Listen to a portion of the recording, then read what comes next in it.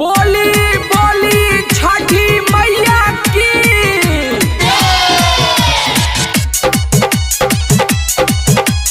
RK studio Delhi. DJ Sumit Satish Verma.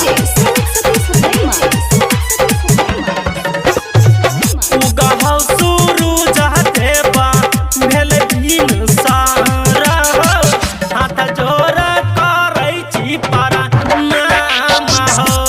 हे हो अचारा पसै रहबै पर नटुआ नचैलौ हो दहकना पुतह के आशीष हो। हाथ जोड़ करै छी प्रणाम हो।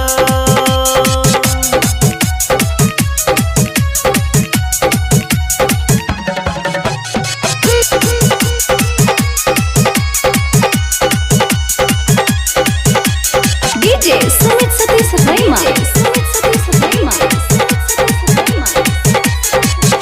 तोरा बिगैरा पूजा रहतै अधूरा आइब के करहक भगवन आब न हो पूरा। तोरा बिगैरा पूजा रहतै अधूरा आइब के करहक भगवन आब न हो पूरा। आइए दिन किया भेलयत देर हो बाबा हो बरचमा हो। उगहौ सूरज देवा भेल दिन सारा हो हाथ जोड़ करै छी प्रणाम हो।